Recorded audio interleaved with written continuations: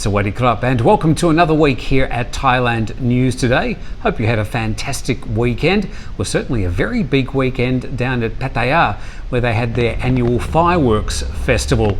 It was very well attended. In fact, they say it was the busiest weekend they've had in Pattaya since March this year. So congratulations to the organisers. Let's hope it's a harbinger of good times ahead for the traders down there in Pattaya. Good luck with that.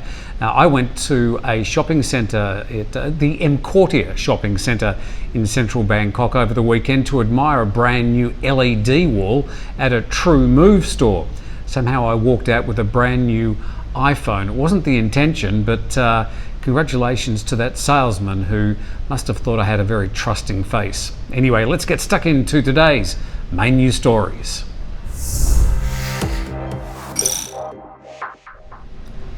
A new international travel pass, a sort of digital health certificate, may be a new way for countries to reopen their borders and for airlines to get their planes back into the air. The International Air Transport Association says the digital certificate will support the safe reopening of borders.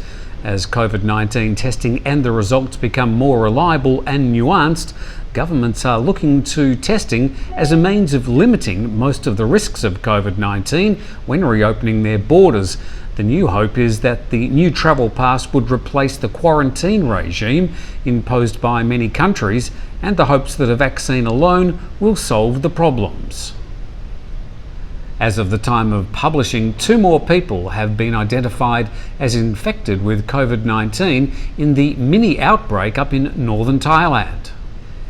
In this case, both women had crossed the Thai-Myanmar border and worked at the same bar in Myanmar as the original patient, feared to be a potential super spreader. The 2 women, aged 23 and 26, illegally crossed the Burmese border at Mae Sai district in Chiang Mai from a border town on the Burmese side of the border last Thursday night. All 3 went to work there last month but returned to Thailand after Burmese health authorities imposed a curfew from midnight to 4 a.m. Another 4 people have since been identified as high risk and are all being tested today. When added to the food delivery and hotel staff where the women were staying, the amount of people considered at risk could be up to 30. 3 children have been injured after a carnival ride at the Hua Hin Red Cross Festival malfunctioned last Friday. The required safety certification had not been submitted and local officials are investigating. Carnival rides are now closed for the rest of the festival.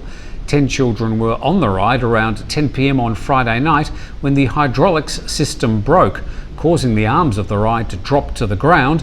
The injured were taken to the Bangkok Hua Hin hospital with some bruises. Doctors say all the kids are now doing fine.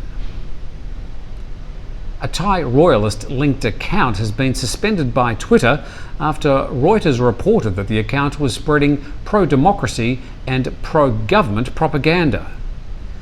Reuters say they found tens of thousands of tweets from accounts amplifying the pro-government agenda, which an expert claims is a move to counter the pro-democracy movement. Twitter said the account in question was suspended for violating our rules on spam and platform manipulation.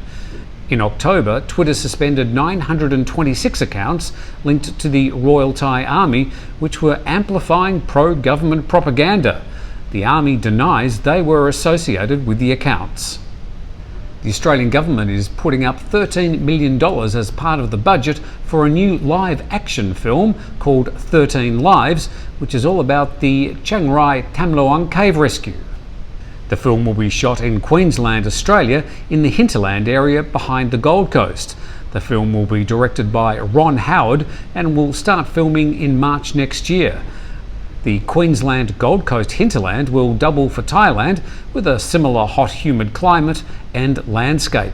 13 Lives follows the story of the 2018 Tham Luang cave rescue of the 13 members of the Mupar football team, who were trapped in the cave by heavy rain and flooding in Chiang Mai, and the international rescue that followed. The first major feature film about the rescue operation was The Cave, released in October last year. That film was quite critical of the Thai red tape, which hampered much of the early rescue efforts. And from December the 7th, it's only a week away, you'll no longer be able to purchase alcohol online in Thailand.